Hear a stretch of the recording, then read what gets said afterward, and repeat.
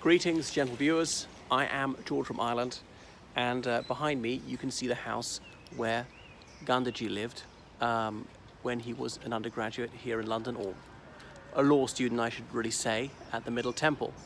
So Gandhi was born in India, as you probably know, in 1869 in what is now Gujarat. So during the British Raj, India was divided into over 500 princely states, as well as British India, as in British India ruled directly by the Viceroy. And there were all those princely states with lots of Indian hereditary rulers with various titles, but just known generically as princes. So these princes sometimes appointed a prime minister, and Gandhi's father was one such prime minister of a small state in Gujarat. And there was also a resident there, as in a British official who was to be the voice of London in that princely state. Try not to poke his nose in too much. So long as things were more or less all right, he would say very little, and that was that. Remember, these princely states, they could do as they wanted within their own borders, really.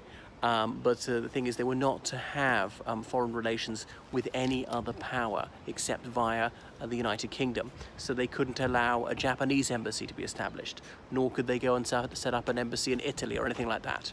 So because the British Empire in international law was a unit, and these princely states, they recognized the paramountcy of Queen Victoria, Empress of India, and her heirs after that. Anyway, Gandhi was someone with a very quick mind, and he mastered English as well as other languages. And he came here when he was 18 to be called to the bar. And he very much was living the British lifestyle, wearing typically British clothing. He started to eat meat because he had been brought up a vegetarian, learning ballroom dancing and things like that. So he wanted to be accepted by the British, thinking that things British were inherently superior. Remember, this was the acme of the British Empire. It was the mightiest force in the world, and supposedly represented progress. So, not surprisingly, some assumed things British were necessarily better. The United States was a greater industrial power by that stage, but didn't have quite the same global reach. So he was coming to the UK when it was at its absolute peak of self-confidence and sway around the globe. And obviously in his lifetime, the United Kingdom was to decline in importance and prestige. And so he was called to the bar, and then he returned to India to practice, and he practiced in various places, spent quite some time in Mumbai, but before long he took ship to South Africa, which was a British colony, or perhaps a series of colonies. It was a very complicated situation there, whereas the Cape Colony, as in the area around Cape Town and Natal, were fully part of the British Empire. Then there were the two Afrikaner republics, the Transvaal Republic and the Orange Free State, ruled by Afrikaners. Afrikaners as meaning whites of Dutch descent. They called themselves Afrikaners as in Africans, like white Africans, because they'd been there since 1652. But the black people were the majority in all parts of South Africa. However, they were largely deprived of political rights. But there was a growing Indian community, people often working in technical jobs there. They knew how to run the railways and so on, and such technology was even newer to South Africa, and not many black people had learned how to do that thing. Not many black people were literate. Not many black people had learned to speak English, and that was that. And so many Indians were doing those sort of things as traders. Some of them had even come as indentured laborers on plantations. But Gandhi, he then agitated for greater rights for the Indian community, who were heavily concentrated in certain areas, particularly Durban. And then there's the famous story of him being thrown off a train. Of course, there's been so much myth-making about that. Is he had a first-class ticket? True. And that was that. But he wanted Indians to be classed along with whites. He was not against racial discrimination, but he just wanted to be on the right side of the divide. He wanted African people to be discriminated against. Now, that doesn't play well today, and that really damages his image, because racial prejudice was very widespread at the time, and it existed in India as it existed here. It existed amongst all sorts of different racial groups. So he's not as enlightened and tolerant as we like to imagine. He wasn't then the apostle of egalitarianism that he was later to become. So he married as a teenager, and he had several children. He later became very close to his nieces as walking sticks, spending time with them. Anyway, but he was still a well-to-do barrister at this time, and he engaged in a campaign of civil disobedience, sent to prison for it. Remember, in the South African War of 1899 to 1902, Gandhi had encouraged Indians to throw in their lot with the British, thinking that they were this would lead to the advancement of Indians and people all around the globe, whereas the Afrikaner republics, Transvaal and the Orange Free State, were more discriminatory towards non-whites. And indeed, he worked in an ambulance at the time, tending to wounded soldiers. And that was that. And likewise, when there was a Zulu rising around that time, he also encouraged Indians to do what they could to support the British war effort. They were British subjects, and he felt there were some advantages accruing to Hindustan from being part of the empire. He was gradually to change his tune on that one. Likewise, when the First World War came around, he was moving towards pacifism, but thought, okay, well, the British are fighting for the rights of minor nationalities, including India. It was astonishing to think that a country like India, as enormous as it was in population and in area, could be described as minor in any sense, but his words, not mine. Anyway, so the war was on. He was a part of the Indian National Congress, and he thought that the British ought to be grateful to Indians for doing what they could for the furtherance of the war effort, thinking that one good turn deserves another. And the Indian National Congress was pressurizing the Viceroy, writing to the India office here in London, saying, and by the way, after the war, we expect significant reform. Of course, as the war was drawing to a close, London was trying to be non-committal, didn't want to agree to too much reform, lest reform run away with itself and the empire eventually be dissolved. Remember, by this time, there were dominions. Australia had become a dominion in 1900. The states of Australia had been self-governing dominions individually prior to 1900. They were no longer doing things severally. They'd united in a federation. Likewise, the provinces of Canada in 1867 had formed Canada and been a dominion. And the same with New Zealand. I could go on. So people were seen to be fit for self-government, could elect their own legislature, make their own laws, and be internally independent, rely on the United Kingdom for foreign affairs and defence, obviously have their own army and their own navy, but the British Empire would always work together. But there was a lot of racial prejudice at the time, and some Britishers said, oh, well, Indians are not capable of doing this, which is, of course, complete nonsense, because Indians had governed themselves for millennia, and indeed, India had been quite democratic at times in certain places, with the panchayat, even at village level, like an elected council. And there were times in history when India had been streets ahead of the United Kingdom in terms of science, technology, human rights, and so forth.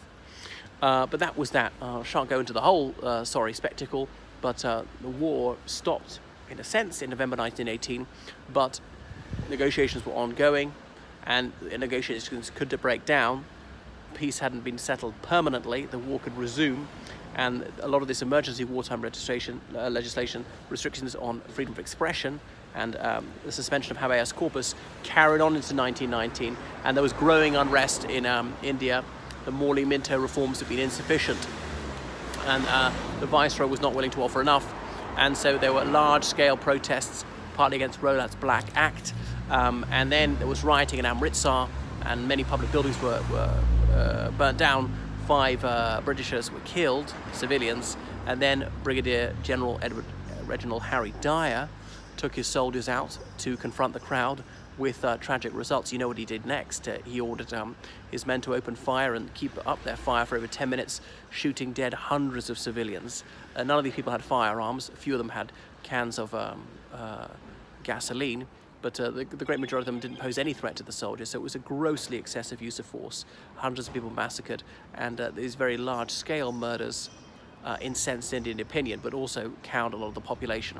I shan't go into it. But from that point on, Gandhi became openly oppositional. He was always wearing Indian folk dress, khadi cloth and so on, spinning, seeing what was negative about the empire, that tariffs tried to retard the growth of Indian industry, and that he said the Britishers were really using India to get raw materials and not allowing it to develop economically and so forth. So he was in and out of jail through much of the 20s and the 30s, often proclaiming a fast unto death, which never ended in his death. And he had been the foremost figure in the Congress party. Remember, Motilal Nehru, the father of Jawaharlal Nehru, was the leader of the Congress party briefly, but died about 1930. And by the late 30s, Gandhi was more the spiritual guide of the party, not the actual leader. That was Nehru by then. And the war came out, the Second World War, and of course, by this stage, he'd fully embraced ahimsa, non-killing, and said that people shouldn't fight, that it'd be far better to capitulate to the Third Reich than to resist. And however, when the Nipponese invaded India, he thought perhaps that the Indians ought to learn lathi play and the like, as though a bamboo stick would be much use against a machine gun. So at this stage he was naive at best, and fortunately Indians rejected his guidance on that one. And there were people more militant than him. He didn't like Subhas Chandra Bose, sometime mayor of Calcutta, or Kolkata as it's now. Bose had split from Congress, formed his own forward bloc. He'd escaped from house arrest via way of Afghanistan, eventually travelled to Germany, and threw in his lot with the Japanese, made common cause with the Japanese Empire in Singapore, raising the Azad Hind Fauj, as many people called it, the Free India Army, or the Indian National Army, to fight against the Indian Army. The Indian Army is, of course, for British India. Well, I won't go into it too much. Anyway, we all know that the partition of India came on the 14th of August 1947, when Pakistan was severed from India. Pakistan back then including Bangladesh. And this was something which broke Gandhi's heart. And he said, no, don't vote for it. Wouldn't it be better to have the Muslim League ruling the whole of India and at least keep it united? But it wasn't to be. But as partition had occurred, he thought, all right, let bygones be bygones. The only thing to do now is simply accept that and try to build as cordial a relationship as possible with Pakistan so we can cooperate fraternally, and perhaps this partition won't be an absolute partition. And he was planning to go and visit Pakistan in 1948. Well, that January at Birla House, he was walking to his evening prayer meeting, and as was customary, hundreds of people were there, well-wishers to greet him, and two men approached him. So one of them bowed as if in a namaste. It was Nathuram, Godse and Narayan Apte, and one of them fired into Gandhi's chest. He exclaimed, "Hey Ram," before falling dead.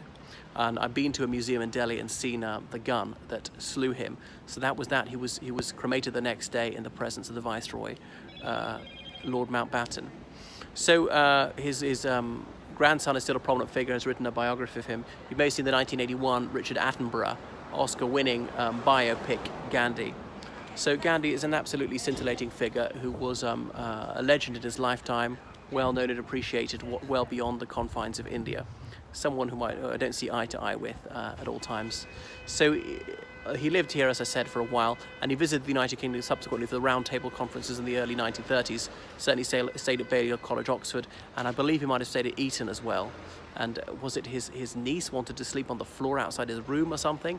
And the headmaster's wife said, not while I'm the president of the Mothers' Union, we can't possibly tolerate that. Well, he is an intriguing figure, and gentle at least, you could certainly say that for him.